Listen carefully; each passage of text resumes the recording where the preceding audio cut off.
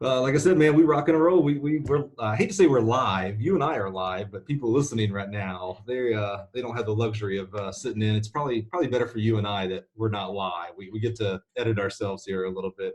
Ritchie, thank you so much for joining us today on the podcast. Thank you for having me. Absolutely. This is one. It's interesting. You and I have known each other. This is the way I best explain people that I like real well. I don't know how you and I met, and I mean that in a good way. It's like, oh, I've just always known Ritchie. Right, right. It's interesting because if you now that you mentioned that, it's just like you popped up. The one thing that I know what bonded us together, we were at a meet and we were talking about our kids, and I saw the tattoo on your arm from where your daughter, I think it's her name or your name that she had wrote for the first time, and you got Yeah. it tattooed, and so that actually bonded us together, and I think we've just been kind of like had a more of a connection in because we have kids and we're family oriented. That's a really good memory because no one sees these tattoos because I don't run around the track meets without my shirt. You're welcome, everybody. You're right. So I've got two kids, a boy and a girl, and I took the first time that they wrote their names correctly. I Mm-hmm. had that traced and tattooed. Troy on one side, he was my firstborn, and then Cassidy on the Right. second. That's right. Yeah, boy, that's good memory. I got to be careful around you now. You get too good of a memory. Well, But because I think you have a 6-year-old, I have a 7-year-old, so mhm. they're kind of right there at the same age together, and that just kind of made me like wow, and I still actually have the paper where my little girl wrote her name correctly for the first time. That is big. It's the little things like that, being parents, that we tend to like miss, but you kind of inspire me like, hey, I need to make sure I hold on to that because Mhm. she actually did it one day in church, and I still have it tucked away somewhere, and it's kind of like them taking their first step. These are certain things you just want to Yeah. hang on to, but And hey, you the man. it's, as they get older, when our kids become 15, 20, 30 years old, which I can't imagine that, Richie, to be real frank with you. They'll be signing their names on mortgages and checks and things like that to be able to show, look, little girl, this is where you started right here. This is the first time you wrote your name, for crying out loud. So yeah, Right, absolutely. that's And probably cool. by the time they get that age, they're probably going to be need to sign stuff for us. Yeah, exactly. Yeah, put me in a good place, please, kids. Put me in a good home. That's right. That's right. That's the only reason I'm nice to my kids. I'm like, just remember Right. this, please, please, please. Well, I'm kind of calling you a unicorn a little bit here, Richie. In the description, for anybody who's read the description of this episode, you have been at Alabama State now for over 20 years. Correct. A couple of 20, years about 23, 24. Yeah. 23. I think you got to Alabama State roughly when I got to Troy University. I think we kind of synced up there. Yep. And I'm sure what's funny is I'm sure, because I know you guys came to our meets at Troy, so I'm sure we Absolutely. Yes. met during that time. That's what's kind of funny about it. What's interesting, a couple of years ago, I can't remember who all is with me. I was sitting around a bunch of coaches, and I'm sure it was at a convention, and we were talking about coaches who've been at their institution for a length of time. We talk about coaches who jump from institution to institution, and by the way, guilty. I coached for 10 years and I was at 5 different places, so I have no room to talk here. But we got through about 10 coaches. I think we named like Curtis Fry and Mouse Holloway. They've been there for a good long time. And I can't remember who we talked about now at that point, but it wasn't many. Like, we were struggling after we got to 10. Someone who's been at their same place for 20 years says a lot about them as far as commitment and character. What is it about? I mean, for crying out loud, you're Mr. Alabama State. What's it about Alabama State that has kept you there? You're certainly good enough to roam to go to other places, but you had so much success there. Well, I like to tell people it's kind of like the 3 F's. It's my faith, my family, and my friends. Once you establish those things and it's all working for you, uh, I mean that kind of what keeps me here. I understand my purpose, and I'm working within my purpose. And there's been opportunities. plenty of times where I've had an opportunity, but again, it's in my faith. I do believe and understanding when it's time for me to move, it's going to be right for my family and my friends and the people who are closest to me will understand. And so that is the main reason why I'm still here, because, you know, my faith, my family, and my friends, I enjoy it. I enjoy what I do. So, it's been some trying times, don't get me wrong.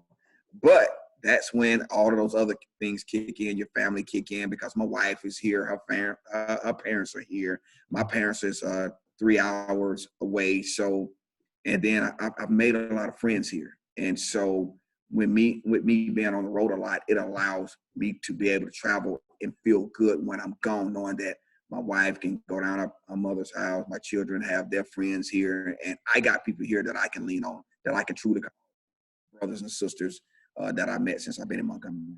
You came up with that faith, family, and friends really quick. That's obviously something that's been with you for quite a while. Did that come from a fellow coach or a family member, or how did that come about? That I love that faith, family, friend. It's easy, it's repetitive, it means a lot. Those three things. Well, it's one thing is about faith, and it has faith doesn't have any type of denomination. Even within our program, we talk about faith over fear.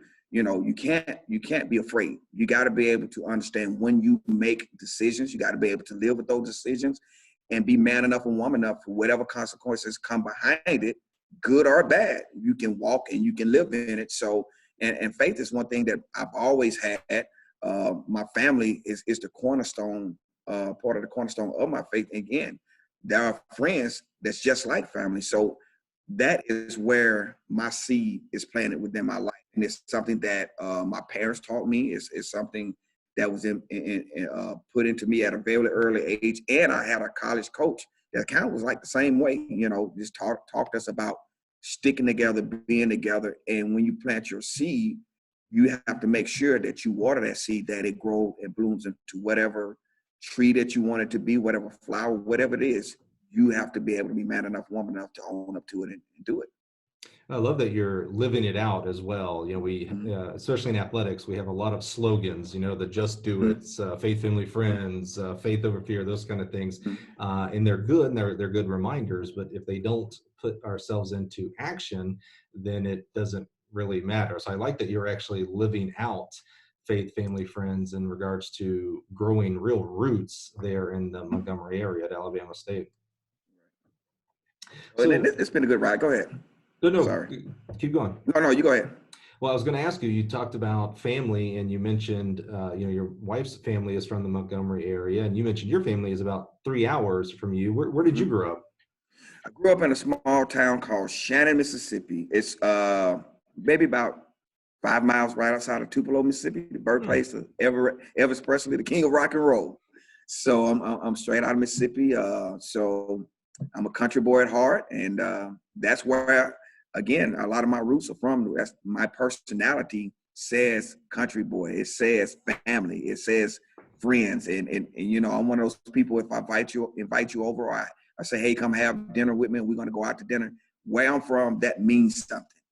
It means something. So if we break bread together, we fellowship together, and we share story together, that's a bond. That's why, like when we talked earlier, when we had that conversation at I think it was in Auburn, and you talked about your family, that meant a lot to me, because everybody don't talk about their family. Mm. And I take pride in that. So, and that's how we developed a friendship. And I know everybody's different, but let me tell you what, I'm can't be more proud of my family than anything. So, well, I like to pretend I don't have as much ego. I will brag till the sun comes down, buddy, on my family. Because trust me, when it comes to me, that's the best part of me is my family. So I got to brag about Absolutely. that. Absolutely. Well, that's a good segue. We talked about you at Alabama State for over 20 years, and we'll get to some highlights from that, because there are many highlights, for crying out loud. Why don't we talk about how did you even get to Alabama State? Take us back and how you got into track and how you got into coaching. Okay. All right. So here we go. I'm going to try to give you guys as short version of this as possible. I ran track, of course, in high school, and then I had aspirations of running in college. My senior year in high school, my brother was a senior at Jackson State University on his way back the day after Easter. And we know in South, we're infamous for tornadoes. He got caught in a tornado on his way back to Jackson State University, picked his car up and dropped it during my senior year in high school and left him in a coma. No. Yes, yes. So immediately, my senior year in high school, the day after Easter, I got thrust into parenthood because my mother and father had to go away and try to do everything they could to preserve whatever they could do to keep my brother alive. Because basically, when they got to Jackson, they had to make a tough choice: either take him off the respirator, the ventilator, whatever you call it, and let him pass, or keep him on it to see what may happen. And the doctors like, well, you know what? We don't think he'll ever be functional again. That's one of the toughest decisions my parents ever had to make, which they left him on it.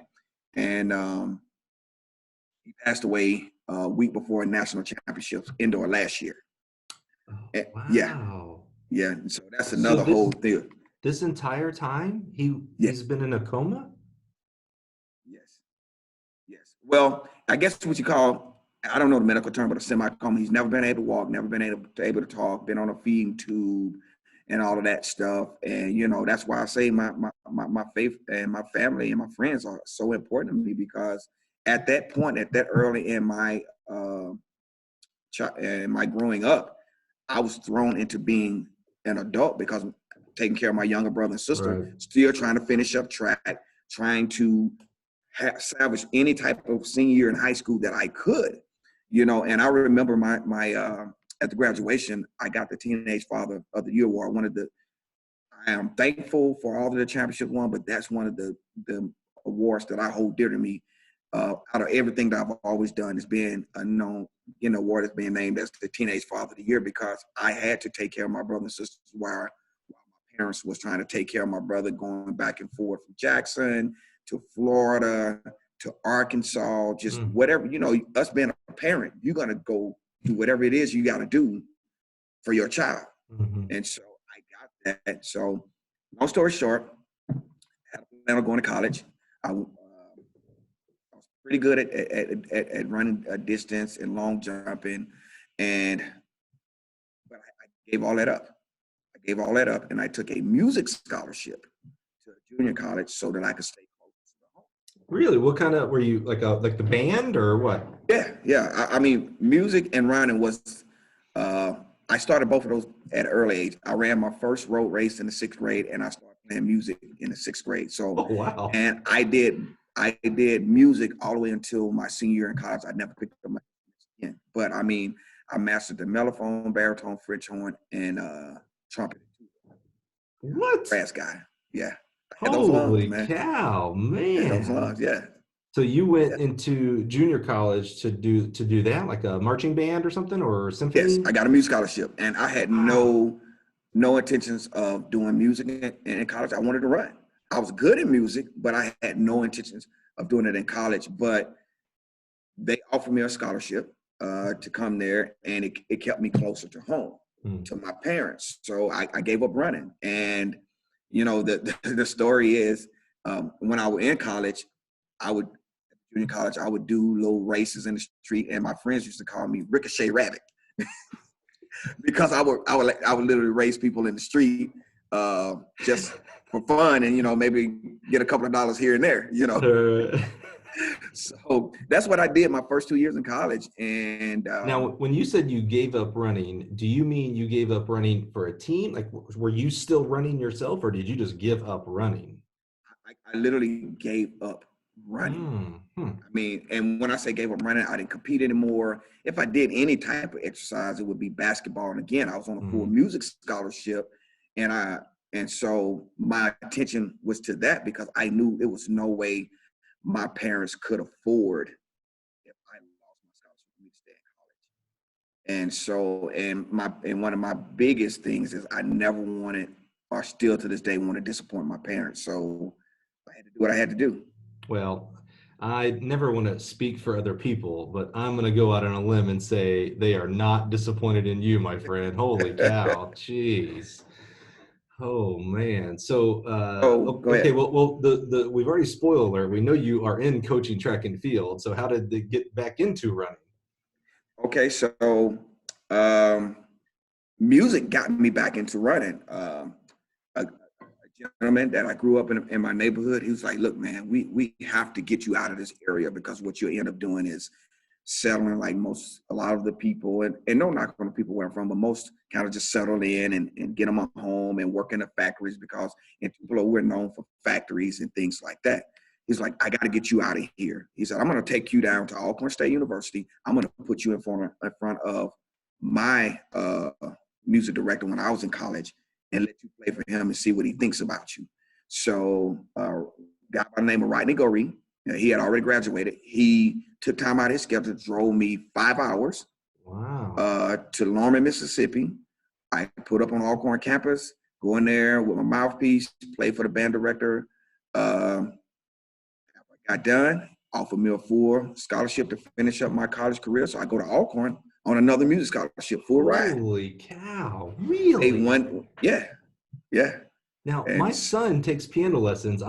Tonight. I'm telling him like, look, man, like you got a shot. Like, there's like scholarships for this. I didn't know that. Holy oh cow! yeah, yeah, man. So again, I had no, I had no desire to do music in college. I wanted to do sports.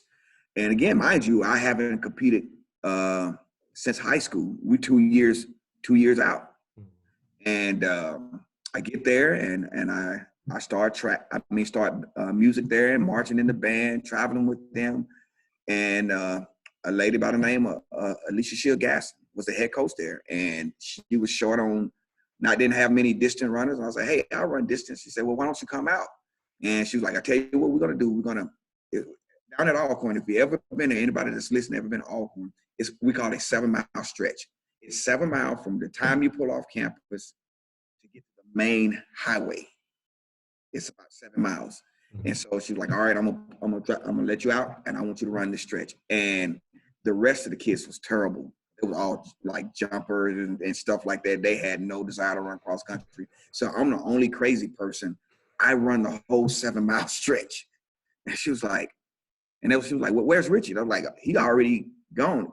She didn't think I was gonna run that whole 7 mile stretch, you know.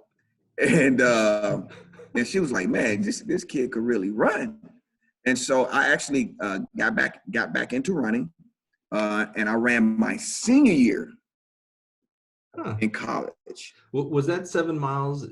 So that was off of no training. Like you weren't doing like 5 miles a day for the fun of it. Although I cannot imagine that being fun. But you weren't doing any of that. It was just off of your Man, music. I was a bona fide college student. I had took That's a on the good full description. role. Listen, I had took on the full role of a musician. Anybody that knows musicians have a certain lifestyle and just having fun and.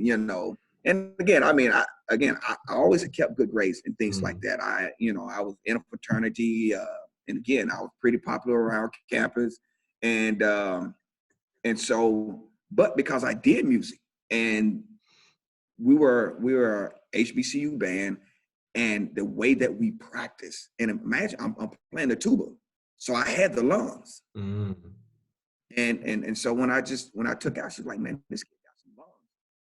And so pretty much it wasn't many distant people. I pretty much knew about running, and I could pretty much, she let me do what I need to do and just gave me a spot on the team. Awesome. But the crazy part about being on the team was my love for athletics, like, just went from like 40 to 120. Oh, it's like pouring gas on it. Right. And man, Oh, the love for it never left. And so I was, my senior year in college, I was interning for elementary education. I was like, "No, I don't want to do this." I said, "I didn't want to coach." I said, "I want to coach." wow. And my coach, during the time, she said, "So if you really want to coach," she's like, "I'm going to start teaching you the ropes." And she's a very good jumps coach.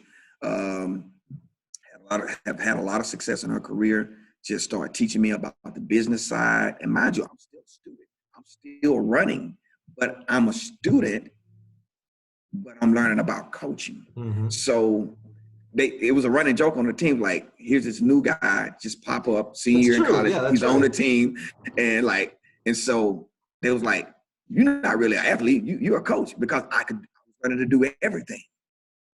And like, I learned paperwork, and I never forget, she gave me this real thick book. She said, here's your Bible to coaching.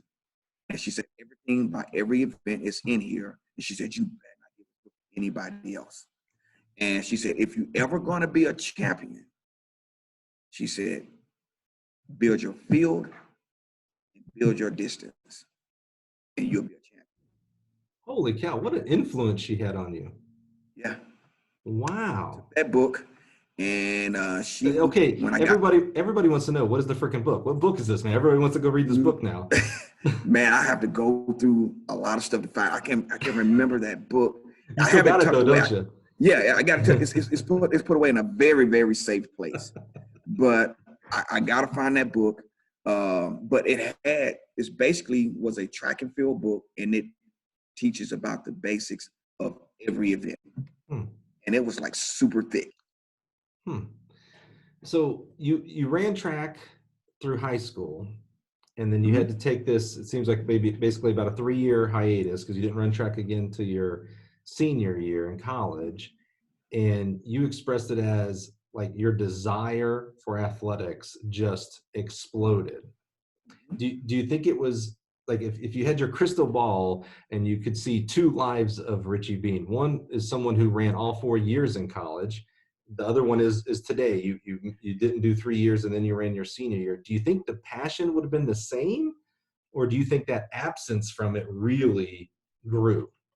I absolutely think it was the absence from it. I love running, don't get me wrong. And still to this day, I get out and run. I think I do very well to be 46 and to get out and still be able to run the way I do. But it was the absence for it. And it was my drive to be better than I was, and to be able to give my parents something when we went through a very tough time in our life.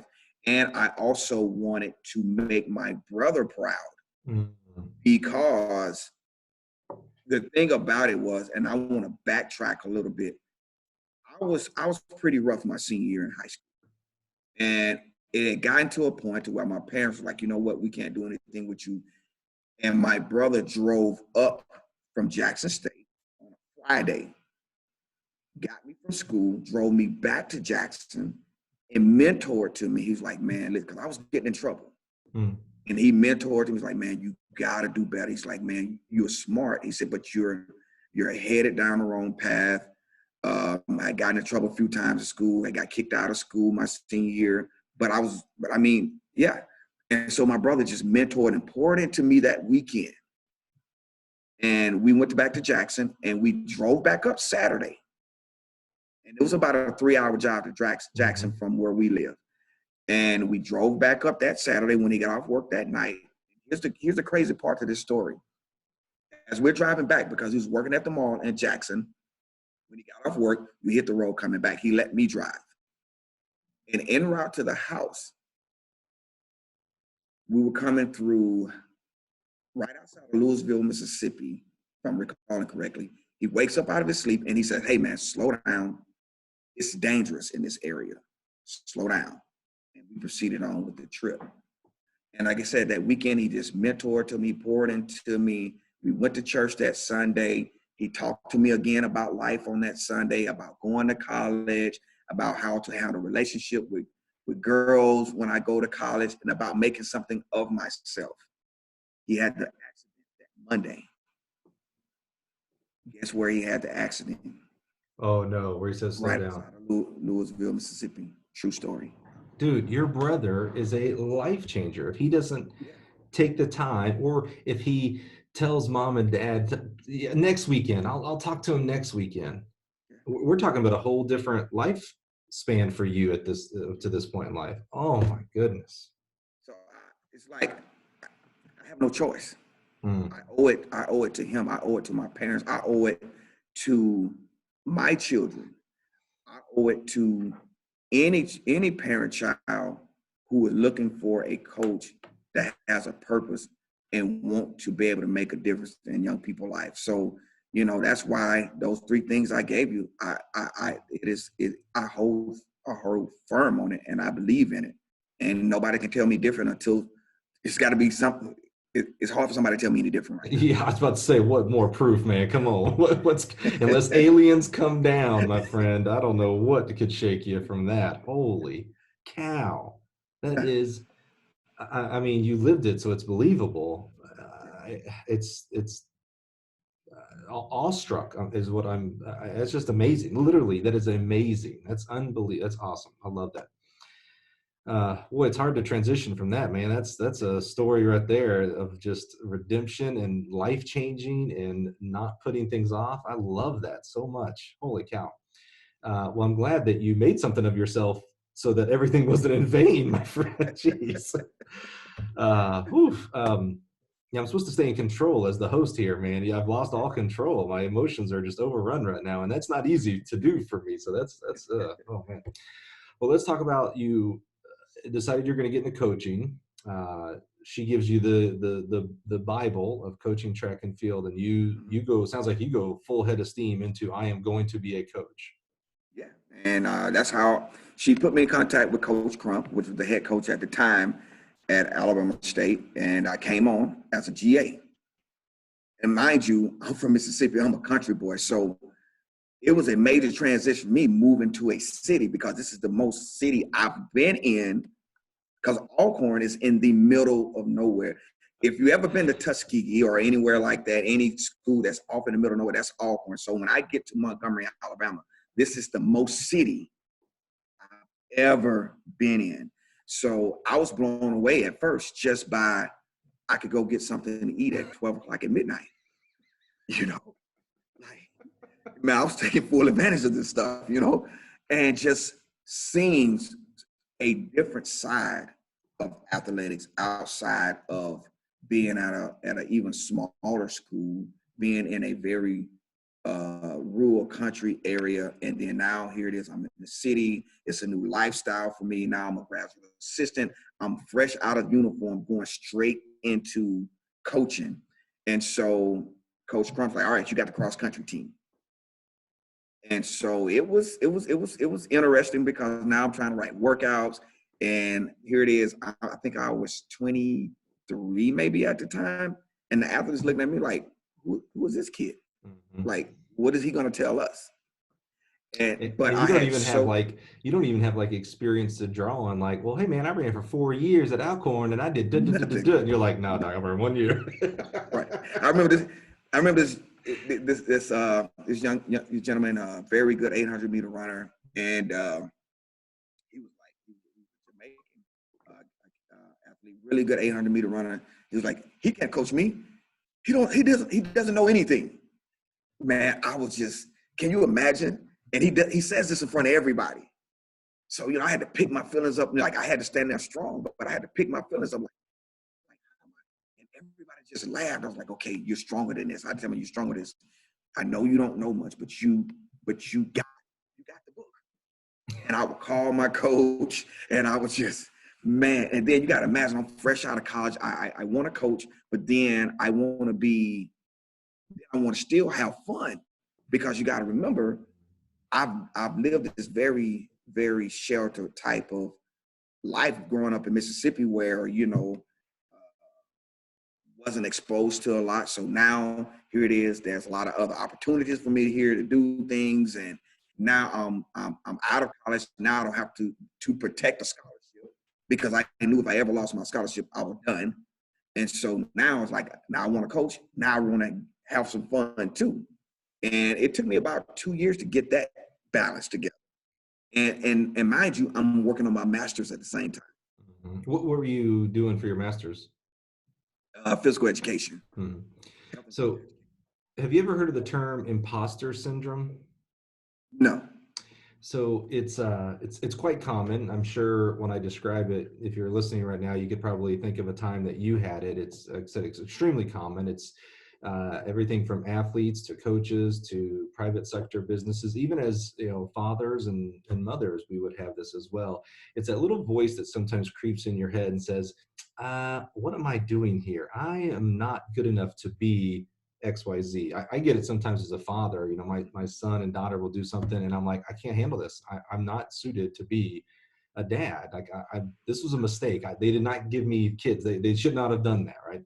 So and we can even have that, today as a 20 plus year veteran of coaching. There may be sometimes where, in your head, you're just like, what am I doing here? Like, I think they messed up making me the head coach or whatnot. How easy is it for this 23-year-old to be in charge of this cross country squad? And this 800-meter guy says, yeah, he can't coach me. He doesn't know anything. It's easy to have that little inner voice in your head going, yeah, what am I doing? Why am I, who am I to be the coach of this cross country team? How did you, what things did you do to start establishing credibility amongst the team to gain their trust? When I got stuff wrong, I owned up to it. If I didn't know, I would ask.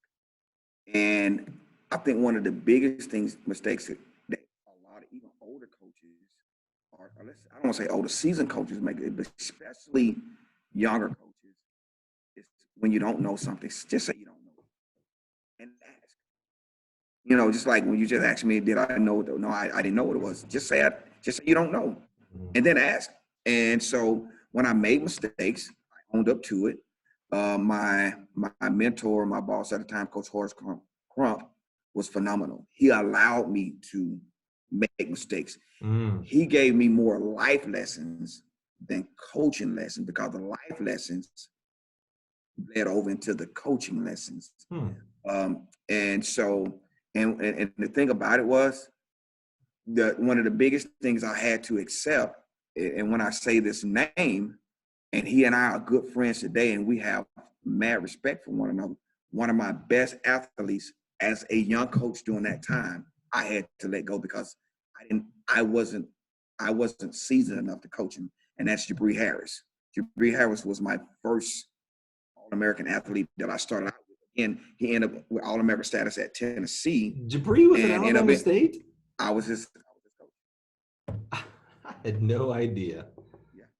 Wow. Yeah. And he transferred from here. And I mean, and him and the other guy I was telling you about, saying he doesn't know what he's doing. I didn't even about me humbling myself. I knew he was good and I wasn't equipped. And he made the decision to transfer, and which it was the best decision for him. And he got what he needed at Tennessee. He ended up being an All-American, win a national championship. Now he's coaching, and I mean, he's one of the best coaches out there when reference to coaching 800 meters and knowing the event and transforming athletes into phenomenal 800-meter quarter milers, whatever. And a couple of years ago, he even had a super high jumper. I was about to say, he reminds me a lot of what Brooks Johnson was telling us, that, instead of being a sprint coach or an 800-meter coach, you got to be a track coach. And Jabri was one of the first people that popped in my head, because I'm like, man, that dude had coached, I don't know if she made All-American, but I know she made nationals, high jump. Like, I think she jumped 6 feet. And it's like, dude, this 800-meter runner is coaching a 6-foot high jumper? Yeah.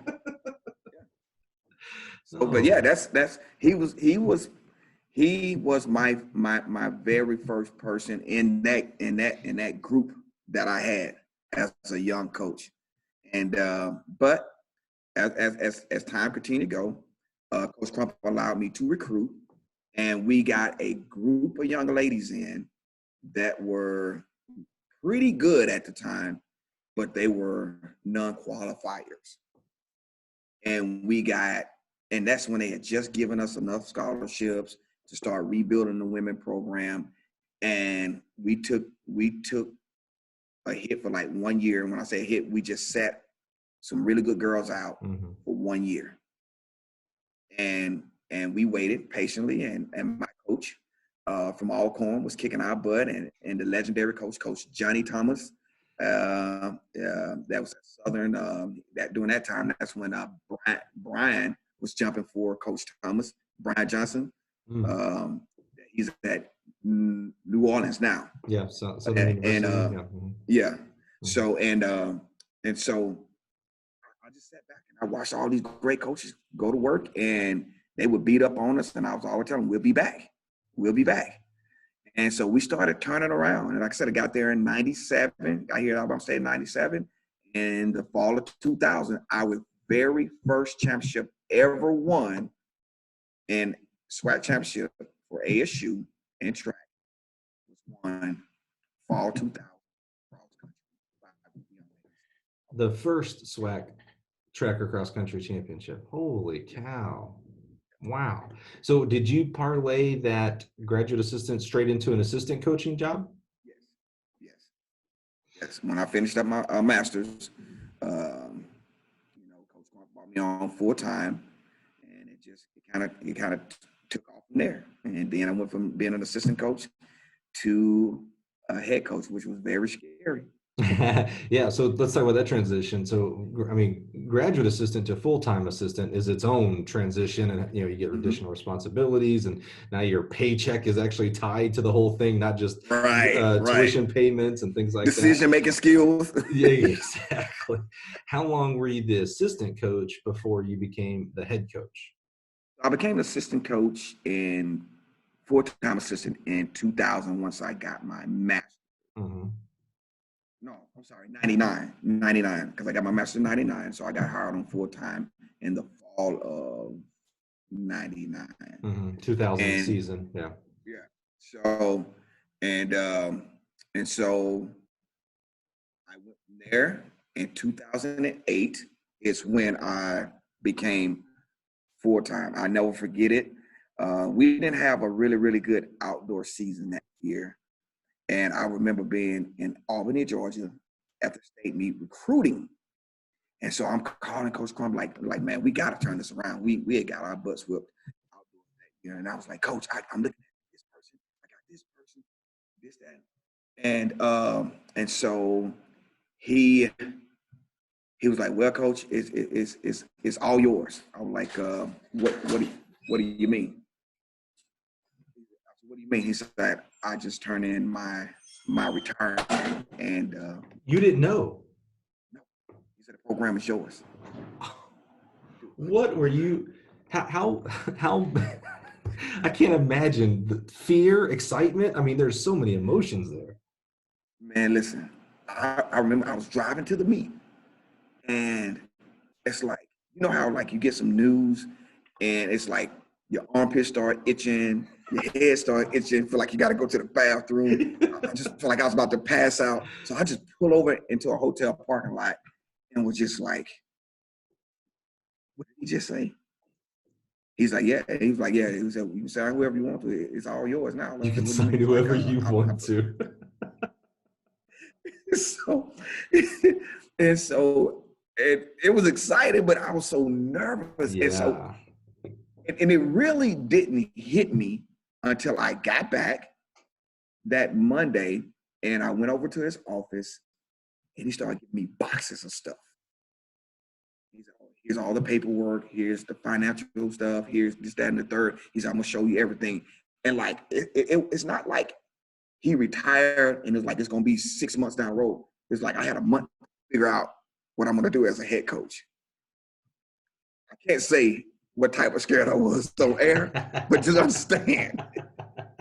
Just understand, it's a cleanup on aisle one, brother. Yeah. Oh, like I can't imagine on this one. So it sounds like Coach Crump, and he's, I met him a couple times when I was at Troy, and his history is legendary and what he has done in our sport. But it sounds like he didn't, as an assistant, you weren't real involved in that side of things. And I'm not saying that's right or wrong. I'm just saying, just sound from what you're saying, like he's going to teach you this, that you had 1 month to learn everything. He gave me a lot of life lessons. Mm-hmm. Pretty much like here's the type of learner I was. I respected the people before me, and I honored the people before me. So he didn't have to tell me a lot of stuff. I watched what he did. Coach Johnny Thomas at Southern University, like I was a professional snooper go to other teams' camps and just hang out. And I would listen to the coaches. I would listen to the athletes. I would figure out what they're doing. If you were successful, if I could get close to you, I will watch everything that you do. And I would take mental notes, visual notes, and actually write things down. So workouts and stuff that Coach Crump had, the way that he managed people, his personality, how he won people over, how did he get people to perform at a certain level against the odds. And so I just watched and I respected what he given to me. And I mean, I was the type of GA and assistant coach when he would pull up to get ready to load the bus, I'm going to get off the bus and I'm going to grab his bag and load it up on the bus. You know, I was loyal. And so when it was time for me to be a head coach, the shot was he protected me so much from the business side of it. And that's the part I didn't know. And when he retired, it sounded like you were like, it wasn't like, hey, I'm retiring, you've got a shot to be the head coach. He said, it's all yours. It was almost like a baton handoff here. First leg to second leg. All right, your turn. His exact words is that, Coach, I'm giving you the keys to the Mercedes. Don't wreck it. I like that. That's good. Man, but it was a lot. Yeah. What was the hardest part to learn? You know, you like you said, you got scheduling, budget, personnel, human resources. Now you have so much more as a head coach. I didn't know any of that. When I say I absolutely didn't know any of that. What my responsibility was to coach, and to recruit. That was my responsibility. Again, I could come to work, do my portion of the job as an assistant coach, and you know, as long as I did what I was supposed to do, I could actually get lost for an hour or two, and nobody even asks where I am. You know, and then now here it is. There's a full slate accountability from sun up to sundown. You know, I went from just doing the itineraries, making sure everybody where they need to be, and now I'm giving all of this stuff about budgeting, and how I never knew about how to put a staff together, and not any of this stuff. But I knew how to work with people, and so I just took all of the little nuggets of things, and I remember my girlfriend at the time, now my wife, I remember one day just being at her house, and I was just like, mind you, during the time, that was a little bit later, but mind you, I'm like super, super nervous, and then it's almost like, not physically, but she had to like give me like a verbal smack, and like, what is wrong with you? Why you walk around here like you crazy with your head about to come off your body? She's like, you were already built for this. She's like, stop walking around like you're scared and you're nervous. You were built for this. That was her exact words. And it's almost like a big load came off of my shoulders. She's like, all you have to do is plan, and whatever you need me to help you with, I'll help you. I said, maybe the best recruiting job you ever did was not letting her go, and you ended up marrying her. Right. That seems like a pretty smart woman right there, my friend. Holy cow. Yeah. So, yeah, and it just took off from there, and everything was like a learning curve. And that's where the program that you see today just kind of continue to morph into this. When you got the news that you were going to be the head coach, you know, that comes with certain preconceptions, what you think a head coach is. Until you become the head coach, you don't know what it really is. What was the thing, now that you have so much, you can look back now, you have years to look back, you have experience on it. What was something that surprised you the most, that maybe you thought head coaching was X, and in reality, it was Y or something like that? What I've learned for me, and again, some may differ on this, when you become a head coach, I feel like I was a great assistant.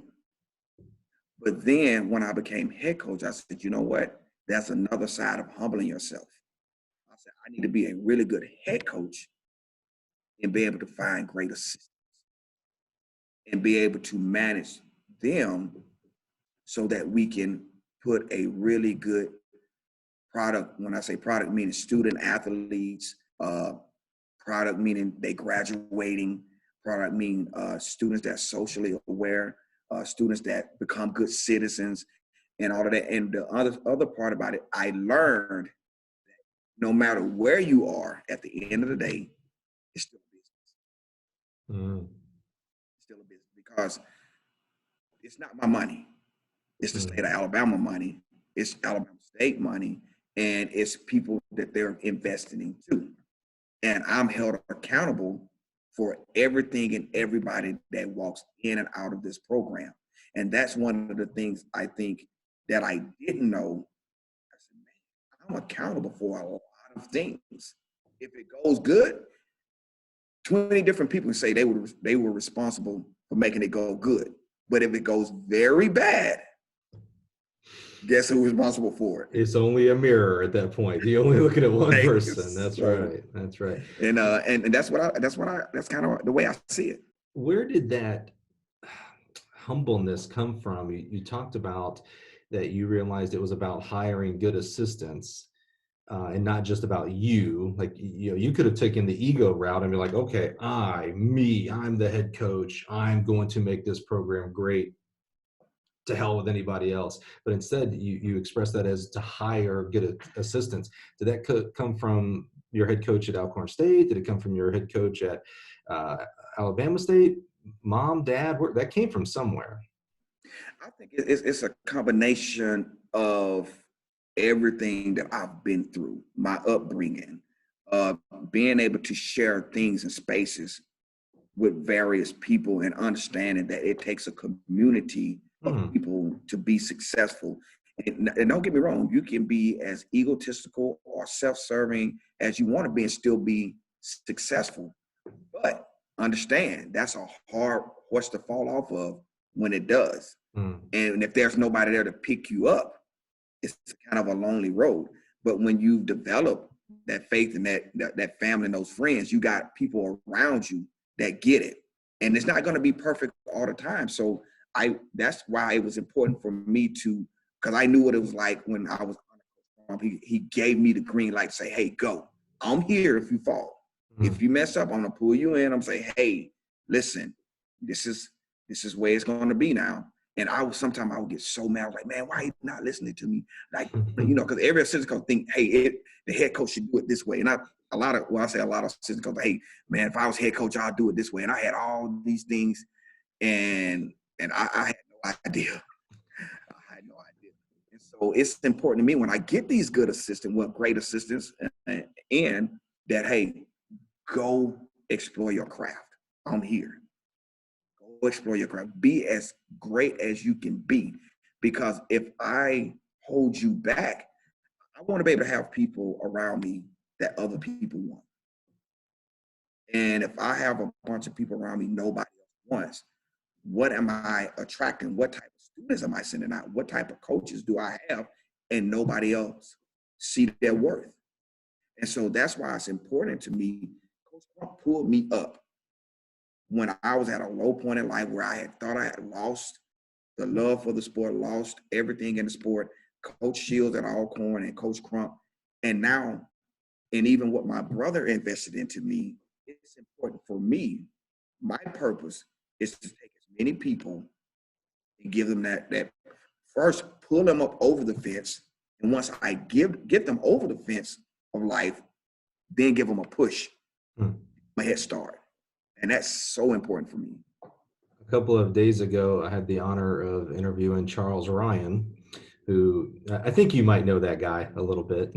Yeah, I've heard of him. He was like, if you're listening right now and you want to learn even more about Ritchie, and you're going to certainly continue to learn more here today in this episode, but maybe at the end of this, go find the episode with Charles Ryan. And near the end, we get to his time at Alabama State. He was an assistant coach for Coach Beene.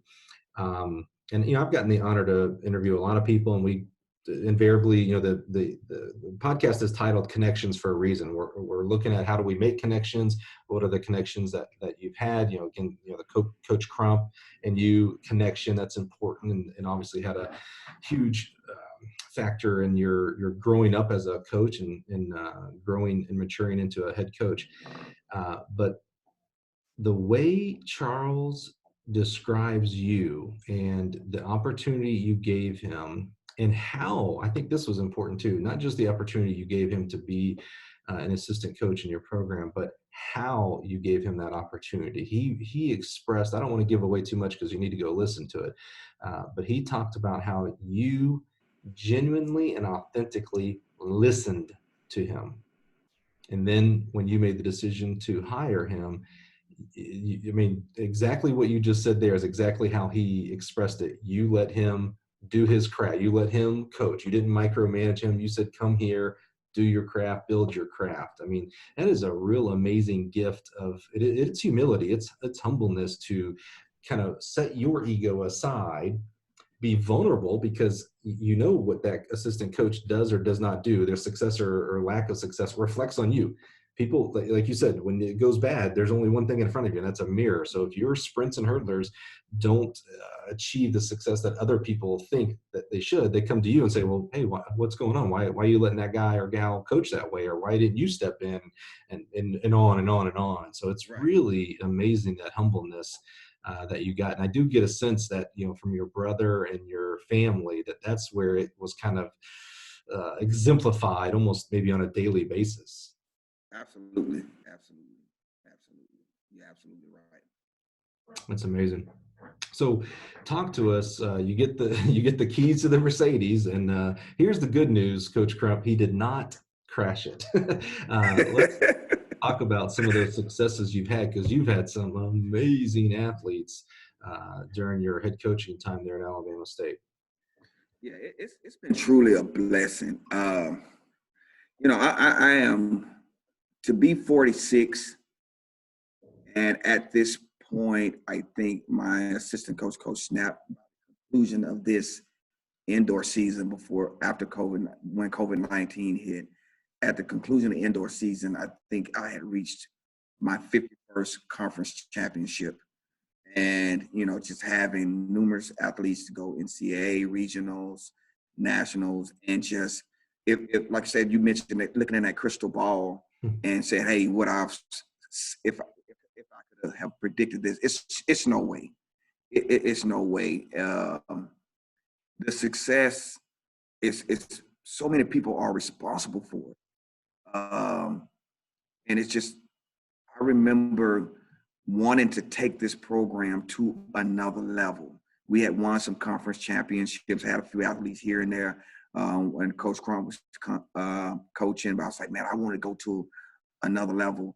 And at first, I would recruit heavy 800-meter runners, quarter milers. And I mean, we always kept a good 4x8, good 4x4. Sprints was doing pretty good.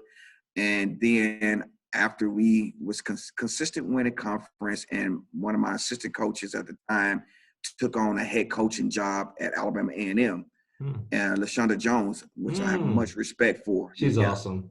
Yeah. So, and I love LaShonda to death. And I was like, okay, what direction do I want to go with the program? We were just coming off of making it to nationals with the 4x4, and I had some really good quarter milers. And I mean, these kids, I had kids running that was going to nationals, and people overlooked. Like I said, I had an 800-meter girl who was a 216. She was like 206 at the time. She was a 57 quarter mile at the time. She was 52 split 53 as a sophomore, junior, or something like that. And it's been years ago. So but at any rate, so when she leave, I had to make a very tough decision. Like, okay, what direction you want to go? Well, I know sprints is the best way to have a continuous success in regional and national. Love 800, that's my event. Love 400 meter, that's my event. But I had to be honest with myself. I asked myself, moving forward, how, because it took a lot of work to get those 57s, 53s, and 52s, Mm-hmm. and 51s. So it was tough. And I said, sprints and jumps is going to get. I said, I can coach it. I said, but is that my wheelhouse? Or do you want to start recruiting personnel to fit the vision that you want to take the program?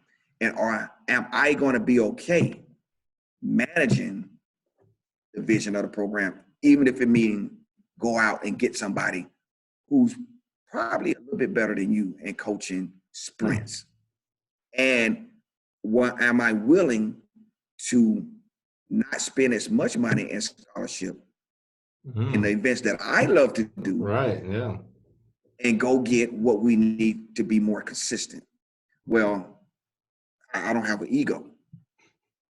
And I said, let me go out here and find the best replacement for my coach who just left.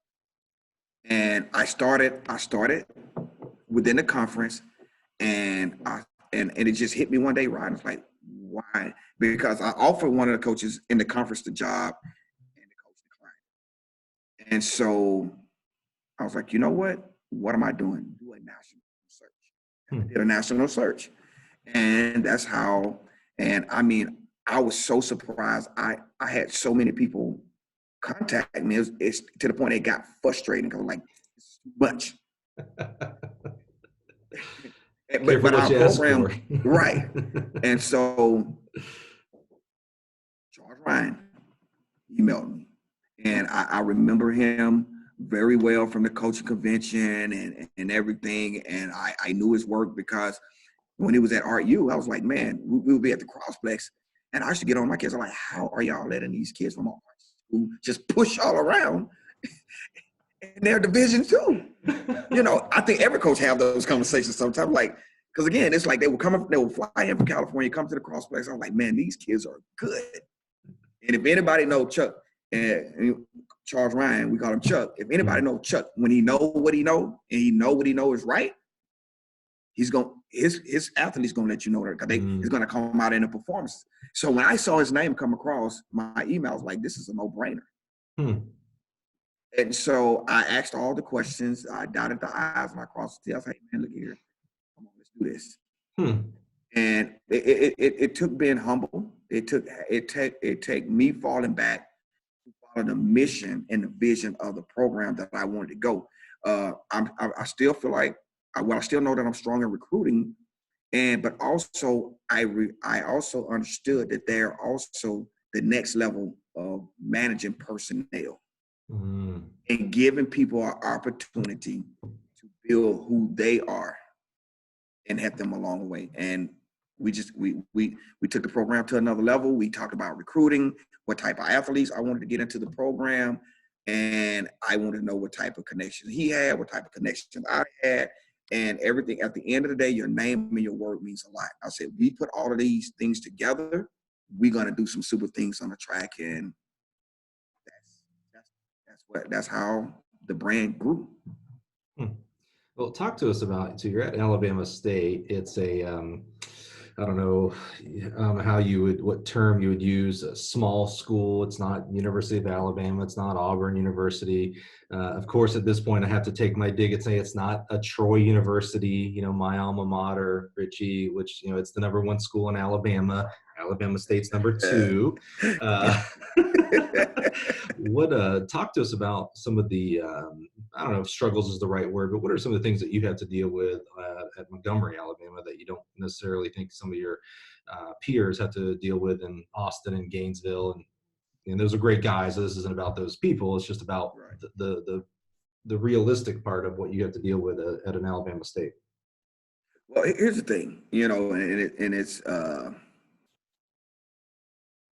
it takes a special type of coach to survive at schools this size or any other place where there's economic challenges for its budgets.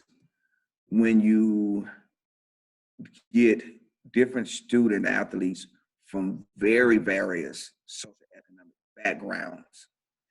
And when you have the challenge of not having all of the resources that your counterparts or your fellow other people that you have to compete against have, it takes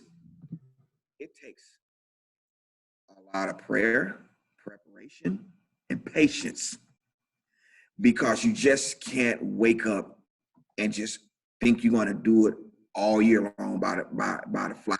It's just don't. It's just not built that way, and your patience is going to be tested so much, because like right now, anybody that's associated, that's close to this program, probably we have the worst track in our conference, and probably practicing on in the state.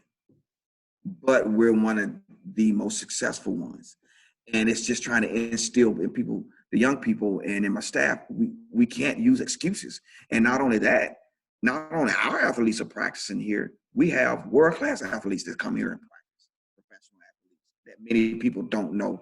But the struggles from time to time is real. But we don't make excuses. And trying to get young people who have already had challenges at home, and where some places have said, you know what, either you're not fast enough, you don't throw far enough, you don't jump far enough, or academically, you're not cut out.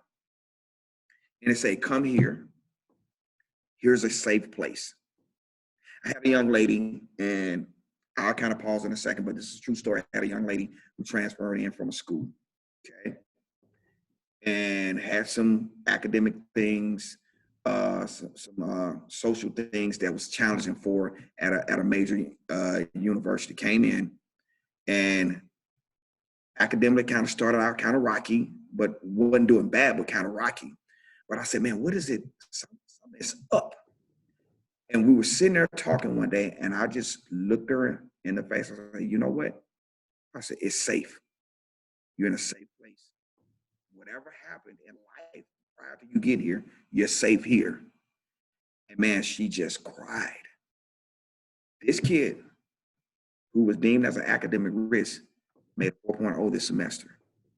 No way. And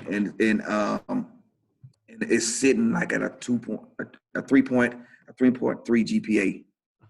Oh, that's awesome. But it's those things, those challenges and those struggles, where most people at bigger schools, either somebody somewhere else in the other resources that they have in place to take on this challenge as the head coach, and then along with my assistants, we personally take on this challenge. We don't have all these resources. Say, hey, you go over there if you got this issue. You go over there. Again, we do have resources, but at the end of the day, I do believe our kids perform because they know the way that we care is at a whole nother level that that they may get at other places. I love that story about that young lady you mentioned. You know, I struggle sometimes with the the lack of second chances. Some people either don't want to give or don't give, or just want to say they don't give, even to the point, you know, there's a huge thing, right? When you get on social media and the coaches, and a lot of time it's centered around football coaches because that's who gets quote unquote all the press, right? But they talk about that they dropped a recruit because they posted something inappropriate on their social media. And on one hand, right, you want to say, oh, well, yeah, bravo, good for you, coach. You want to bring in quote unquote good kids, whatever that definition is, right, into your program. On the other hand, I sit there and think, holy cow, first of all, thank God social media wasn't around when I was 18-year-old. Just start there. Thank goodness. Right. Two, how many people, how many stories, how many really ultra successful people, by the way, Ritchie, you're one of these guys that made mistakes as 16, 17, 18-year-old kids. And because they were given second chances, or because someone didn't give up on them, or because someone gave them a break, or because someone simply sat them down and said, hey, this is a safe place. You're allowed to make mistakes here. You will not be given up on. That's what I hear when I hear safe place. Like, you will not be given up on. And they became successful people in society. So, again, I love that story about that young lady, about, people had given up on her. She had academic issues. And I'm sure plenty of people said she will never amount to anything. People would have bet big money that 4.0, she can't get a 4.0. And yet now she not only got that, and that's just a status symbol. I don't say status symbol. It's important to get 4.0s, I guess, but it's not like the be all end all. Lord knows I never got a 4.0 in the semester. I'll tell you that. But now she is going to, because of how you treated her, you gave her a second and maybe a third, fourth, fifth chance. I don't know. It doesn't matter. But because you believed in her, and because she felt safe with you and your staff, it had to be the whole program.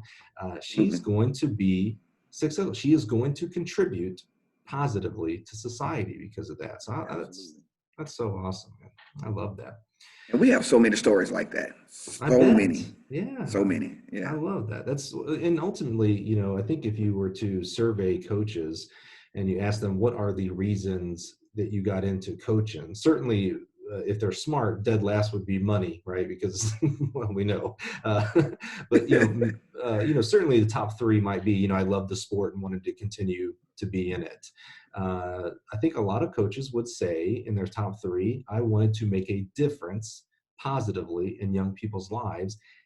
And I bet you there's a little bit asterisk on that. And it's because it's what happened to them. They were given second chances, and their coaches in their life or their teachers made a positive impact on them. So now they feel like they owe. And so it's like, well, how best do I pay someone back? Well, I go affect other 18 to 22-year-olds in a college setting. Yeah. So what are some of the, and I want to say I grew up, most of my coaching stops along my career were in the Alabama State type schools, small schools, the same kind of budget concerns and small cities, even though Montgomery was the big city to you. I love that. I was at Troy University. I was in Muncie, Indiana at Ball State. I was in JUCO in Chanute, Kansas. So while there certainly are struggles, and it's important to recognize those, there are sometimes a lot of advantages. What advantages might you have there at Alabama State after 20 years? A lot of the advantages is being able to do what I do without a lot of restrictions.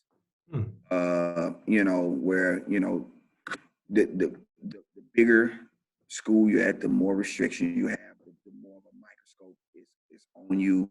The stress level is on you. Is it still stressful?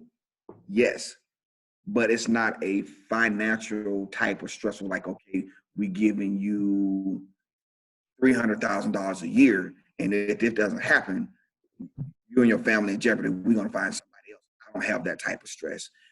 Do I have stress of making sure managing very, very, very limited resource budget that I do have? But the advantage is having a peace of mind. And a peace of mind is priceless. Peace of mind is priceless.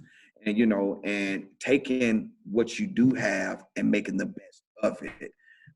Does it get a lot of get trying at time? It does. But there are also other advantages that you get young people, like I said, a lot of times where other people look over them.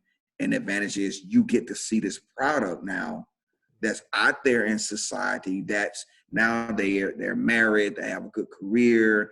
I've had young people that leave here now, that doctors.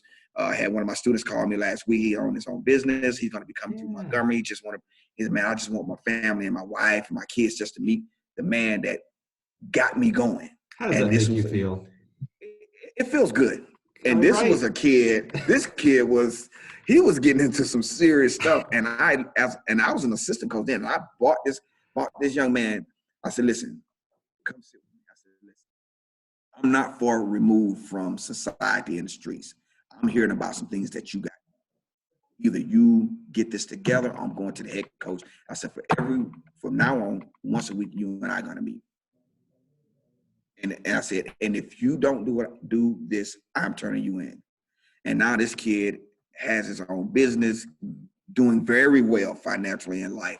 So these are the advantages that I get at the Alabama State, because you have so many young people where they can't get in, especially Afro-Americans that can't get into the major university. And here's a fact. We all know recruiting comes in tiers. Your tier 1, tier 2, tier 3. It's hardly ever, unless your program hit an elite status, that you would get a tier 1 type athlete.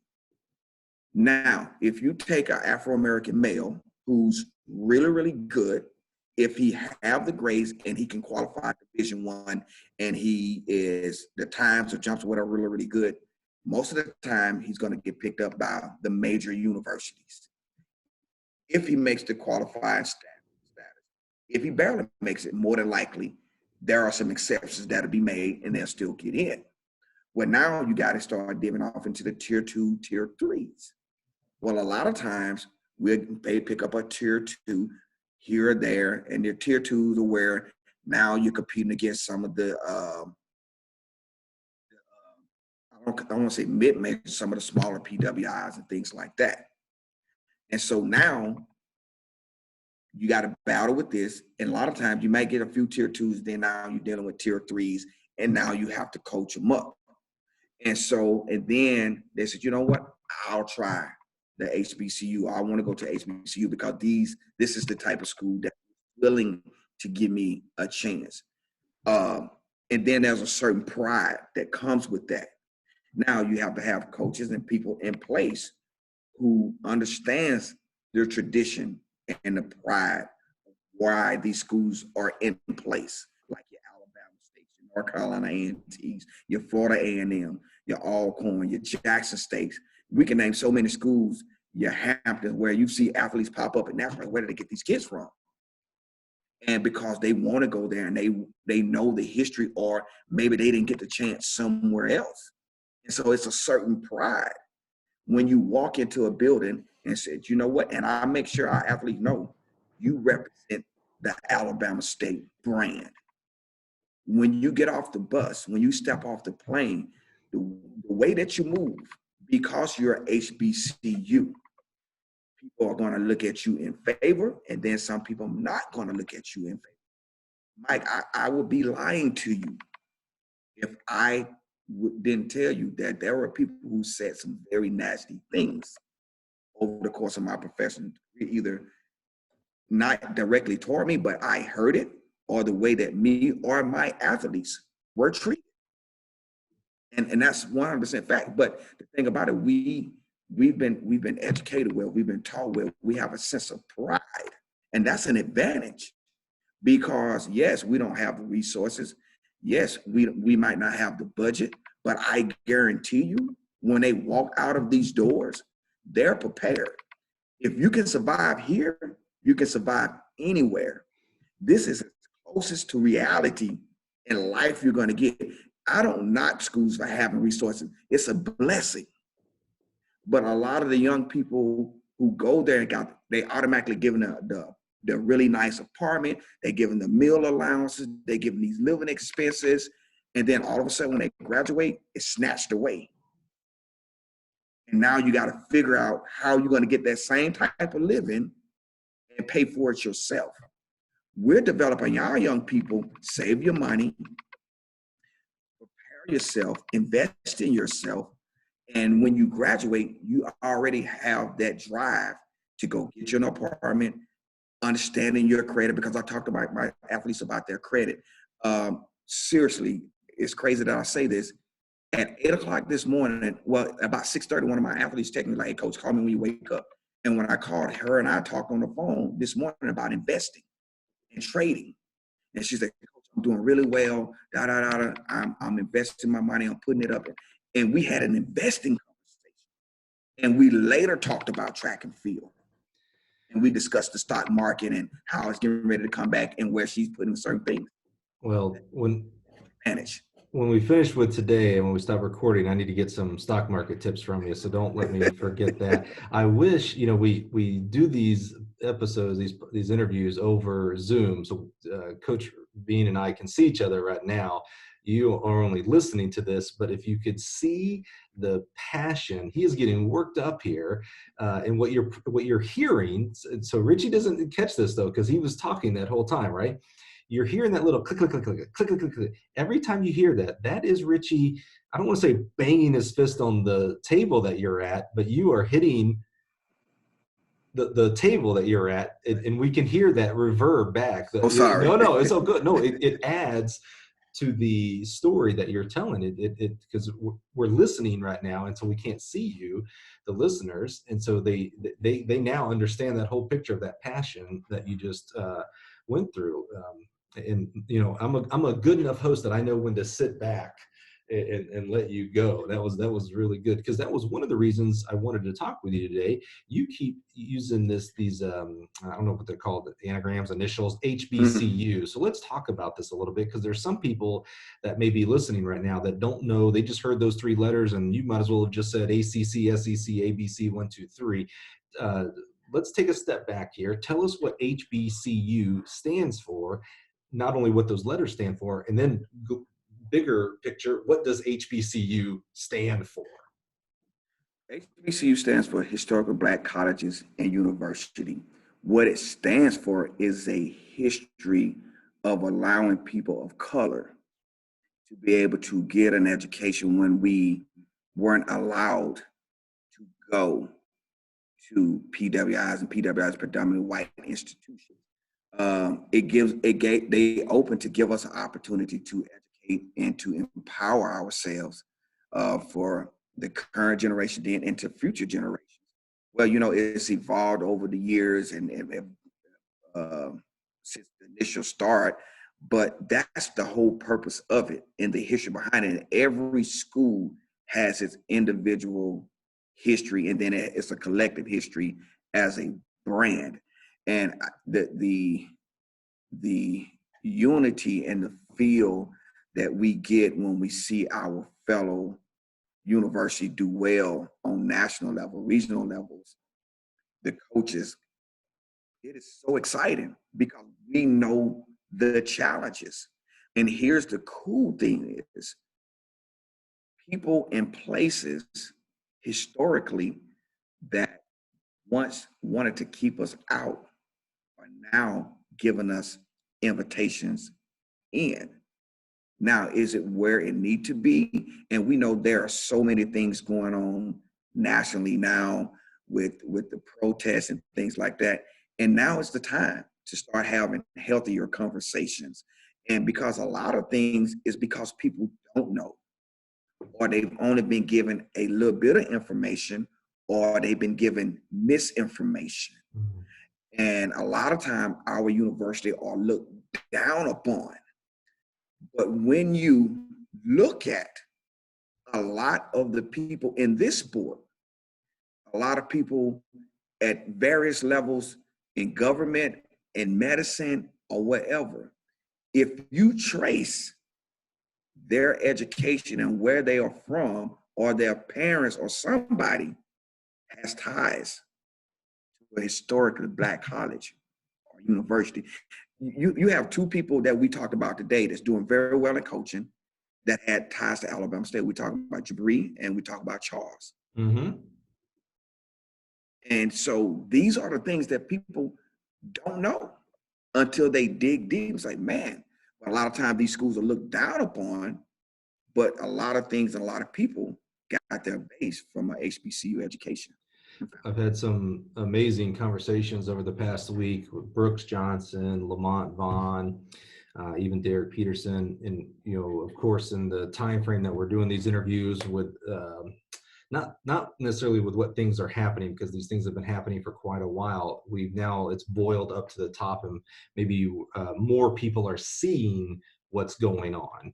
And it was interesting. I think it was with Brooks Johnson. We talked about that, segregation. And so in this aspect, we're talking about segregation of HBCUs, where certain people could go to school and where some people could not go to school. Wasn't that long ago. Sometimes we need perspective. We live in 2020, and it's really easy to forget what was one generation ago.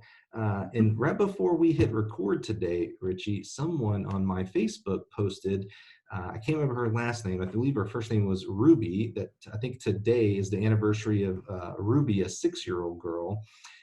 First integrated schools. I don't know if it was in Alabama or if it was in Tuscaloosa specifically, so I don't want to get the history wrong. But this is the year that she, as a 6-year-old, was the first person to for integration for school. And it said, she's now, a 65-year-old woman. And I was like, holy cow, 65. My mother-in-law is that age.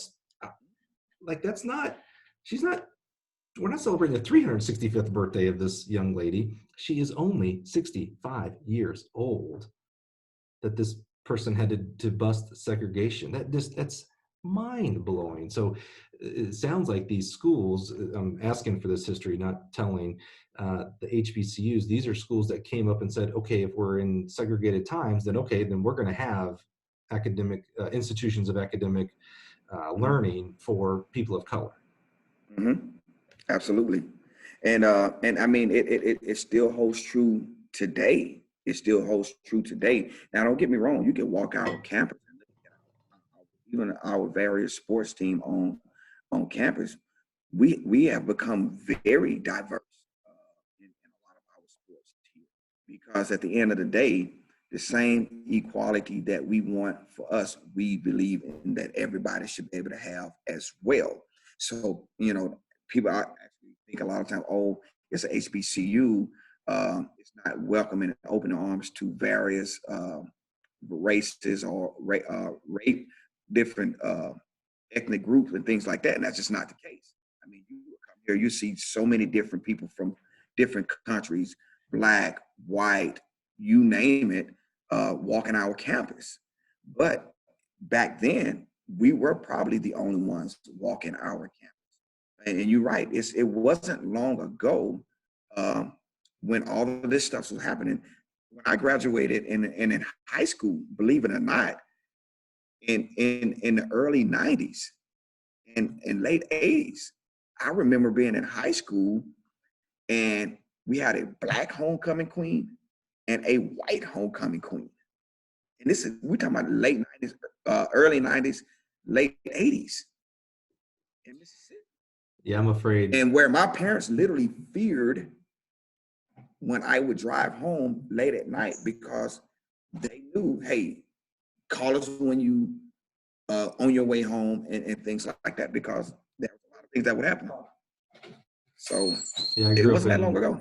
I grew up in small town Alabama, and I'm the younger of us too, Ritchie. I'm 2 years younger than you. It shows in my face. It shows in my face because I have less stress because I got out of coaching.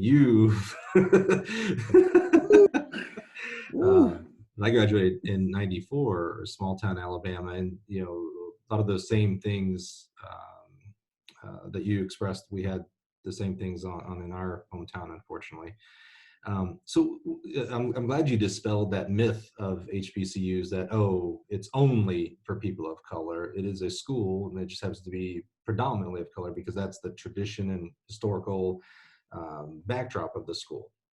Right. Absolutely. Now, one of the other things you'll hear about HBCUs, and it's not a myth, and you have direct firsthand knowledge of this, we learned. So one of the traditions athletically among HBCUs is the marching band. Oh yeah. I wish you could have seen the smile on his face as soon as I said that. My first introduction, I'd heard of it and seen it. There used to be, I don't know if there still is, there used to be the Southern Classic, which pitted maybe the SWAC and the MEAC in a bowl game. Yes. And so it was the only football game where at halftime, the TV didn't switch to the announcers. It stayed in the stadium. And then when I was at Troy University, when we were 1AA, the first round, we played Florida A&M in Tallahassee, and we all traveled down. And it was the only football game I've ever been to where traditionally with 2 minutes or a minute to go before halftime, everybody goes to the bathroom break and gets your nachos and your hot dogs. Nobody left the stadium during halftime, like third quarter. I didn't see third quarter because that's when everybody went and got bathroom breaks. Everybody wanted to see the band. So as someone who was in that, what is that experience like? Because this is this is lore, these bands of HBCU. Man, it was so much fun. It was so much fun.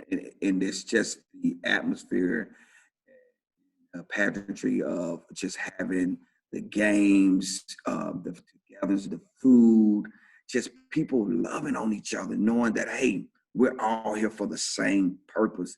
And music, we're just we're a generation, even young people today love music.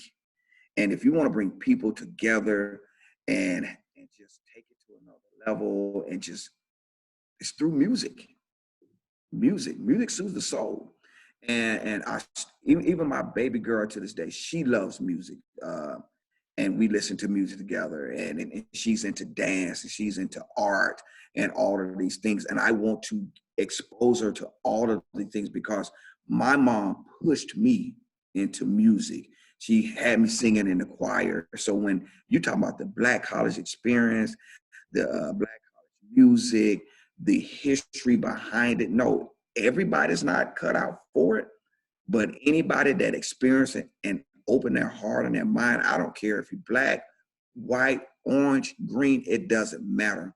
If you cut us, we're all gonna bleed red and love and just do it. I mean, we have coaches here, different races, there's white, Hispanic, uh, and they come here and they coach and they love the games. We have awesome relationships. We meet each other's wives, and we just fellowship and have a good time with each other. And that's what you love about it. That is what this world need as a whole. That's what the bigger schools have to understand. And I do want to say this. We need bigger schools to understand our struggle. Mm. We need them to understand that our young people want the same opportunities. Give us a chance. We have more stuff happening now where people are trying to separate themselves from smaller schools, HBCUs, mid-majors. I get it, but then I don't get it. The reason why I don't get it, understand somebody helped you. Also do something to help somebody. That coach, that university, somebody gave you an opportunity. Either you were born in it or you had to work your way and somebody pull you up. So I give kudos to schools like the University of Florida, University of Kentucky, Purdue, and some of those schools say, you know what, Coach Beene, we understand the history of HBCUs. We want you guys to come and be at our meets. And hey, we're going to help you get here and understand. And these schools and these coaches get it, and their blessings keep turning over and over. These schools and some of the other places could have easily turned their noses up and say, we don't want this little Black school here, or we don't want to do that. But they say, you know what? Everybody deserves an opportunity to compete. Maybe not all the time, but give people an opportunity. I promise you, that's why I do what I do. I promise you, wherever my career takes me, I will be taking other people and pulling them over and pushing them along as well, no matter at what level. I don't think anybody has a doubt of that, Ritchie. They can hear it in your voice. I wish they could see it in your eyes right now, but anybody who's spoken to you before, I know they have seen that. HBCUs have been in the news a lot lately, mainly centered, they're probably in the news a lot for a lot of other things. Unfortunately, my whole life is athletics, so all I read is the sports section. So my examples are going to be sports, which definitely is not fair to the academic side of the HBCUs. Lately, I've read, and I keep seeing it both ways, either the number one recruit or the number one freshman in high school recruit has either chosen or is considering choosing an HBCU for basketball, which would be huge because we know the Yes. money side of basketball and maybe kind of the seedy side of collegiate basketball as it relates to agents and such, which is also in the news, unfortunately. So, you got a top recruit who's considering an HBCU school. And then just today I saw a tweet or something about, I think it's one of the top receivers from Vanderbilt. I mean, good Lord, is there better academic school out there, who is transferring to, I believe was it Alcorn State? You and I were talking about Yes. this. Yeah. So your Auburn alma State, yeah. mater. Yeah. That's Yeah. awesome. Yeah. So it seems like, I don't want to say, two people doesn't make a trend, but it seems like there's just more thought towards HBCUs. Not to put you on the spot to represent all HBCUs here, Ritchie, but as someone who is an alum of an HBCU and has the experience level you have at coaching at HBCU, what does the future look like for HBCUs? Is it are things on an upswing? Are they just kind of static right now? Well, let me put my thoughts together. Yeah, this was out of the blue. We got to give him a moment to think, because I did kind Yeah. of come out of right field on this one. I do like Yeah. to, if you've listened to the episode, to the podcast enough, I like to challenge every once in a while. I'll get them. I'll get them with these good, thoughtful questions, because I know they have it in them. These are the guys and gals we need to be listening to when it comes to questions like this. I think and I want to be fair. With everything that's going on now, it's given us an opportunity to have various athletes to look at HBCU, HBCUs more and give them an opportunity.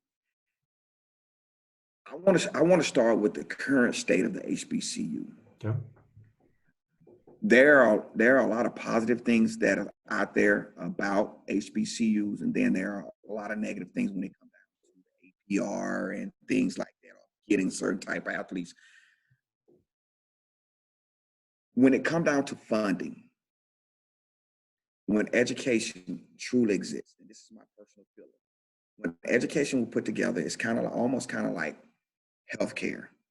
You're going to have your have and your have nots. And I think neither was ever created to be equal and fair across the board. And it's evident every day. A lot of people don't like to talk about it. Some people do. But if you just take a hard look at the education system, you can see one school right here that has all the bells and the whistle, and you can drive 2 blocks over and the doors are falling off the building.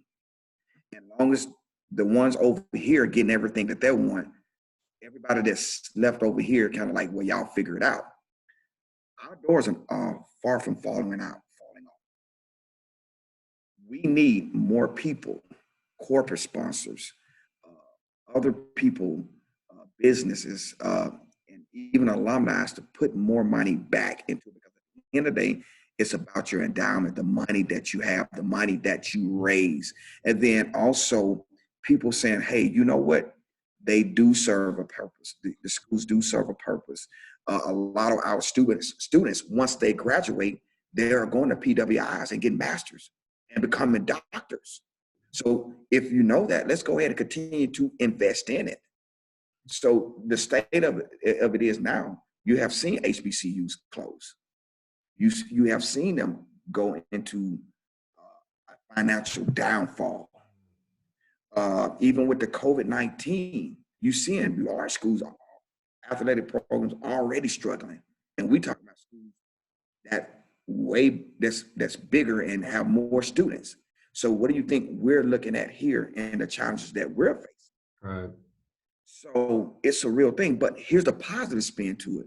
With everything that's going on now, you have students say, you know what? Let's take another look at HBCU. If I'm a black girl, and there's an opportunity for me to even go play basketball at Alabama State for Mo Williams or for Ritchie Beene, and I saw them on at the national championship. I saw them at regionals, and the uniforms don't look that bad. And the thing about it is, he's also telling me, you will graduate, you will be a productive citizen, you will leave with a degree that you can respect when you're done. You don't leave with a degree in basket weaving or something that's been created to make sure you get pushed along. You will leave here with a major in biology or in education or health sciences, where when your name shows up, you show out. So now they're starting to see that. Now they're starting to ask more questions and giving us the opportunities. And you look at Dwayne Ross at North Carolina A&T, some of the things that he's been able to do with his program. You look at some of the other schools in the MEAC, some of the other schools in the conference. We might not be consistent every year having and conversation for winning the national championship, but at the end of the day, we've shaken the tree on somebody's hopes. Like, oh man, we didn't see those boys coming, and it has often changed the outcome of a lot of those meets. Well, I think when you look at a holistic approach to athletics and student athletics, when you talk about education and you talk about getting better in your craft, whether it's track and field, basketball, etc., and knowing some of the coaches at some of these great schools we've mentioned, Hamptons, Tuskegee's, Grambling, anyway, Lamont Vaughn from Grambling on the other day. Certainly not only is it a viable option, take away viable, because viable means like, oh, I should also consider that. They should be considered. These schools should be considered in your top 5 as you're looking, because there are some amazing academics. I mean, there are you go looking through the government, through healthcare, et cetera, and go look at where they got their undergrad. You will see lots of Alcorn States, Alabama States, Florida A&Ms, et cetera. There's definitely the education side of it, no questions asked. It's at an extremely high level. And again, I put you on the spot there. That was a great answer, because it was real truthful. That's the number one thing you need for a great answer. But it was really heartfelt there, Ritchie. And having watched you now, go through a graduate program, through assistant as a head coach, and getting to know you on a much more personal basis, I think it's easy. Even before today, I could have easily said, you are leading young men and women into society to create positive waves. And those waves, if you think about a stone being thrown into the ocean, right? Waves keep going hundreds of miles out, and that is the reach that you are giving the kids that go through your program. And even through the HBCU program, the kids, men and women that come through all of these schools, again, they're being led by real men and women leaders. They are being taught by great professors, men and women out there, and they're going on to do big things in this world, in this society, that we see on a daily basis through news and business owners, et cetera. And then the ones you don't, just as important. I think we forget this sometimes. The things that don't show up in the newspaper and on the Forbes 500 list is kids that go through a program such as yours, and they learn how to be a good dad. They learn how to be a good mom. They learn how to be a good husband and wife. And we grow our family system through leadership that you exemplify with you and your family. Faith, family, and friends. I wanted to make sure I ended on that, because that was such a great way to begin it, man. So thankful you joined us today, Ritchie. I can't say thank you enough, my man. That's just so awesome of you. I feel blessed to be on, and I hope I've said something to help somebody along the way. And I want to just say to everybody that does hear this podcast, that I am so grateful and honored, Mike, that you allowed me to come on and give a platform for Alabama State and for a little bit about me, because I don't share the road to a lot of people to where and how. And we could probably go another 3 hours talking about things, and I know we will someday offline, just you and I fellowship, just how two grown men do. But I'm very grateful, and just anybody, always think about somebody, how you can do to help somebody. Understand that our HBCUs have a purpose, and that Alabama State want to represent on every level, academically, athletically, socially, the whole nine. So give us an opportunity when you have those meetings. We're going to come in, we're going to show up, and we're going to show out. That's our brand, and it wouldn't be us if we didn't do that. And when I say show out, we're going to put the best product out there that on the track, and our young men and young women are going to represent us. And it's my goal to continue to represent Alabama State, myself, in the Beene brand to the highest level. You are the epitome of selflessness, my friend. I'm so glad to share your story here today. It will. You said you hope it gives positivity to the people. It will. There'll be people that listen to this that understand that what you went through in your life, that they also, that you letting those barriers get in the way, those are excuses, and they will overcome those barriers because of the example you have set. Ladies and gentlemen, Ritchie Beene, thank you. Thank you.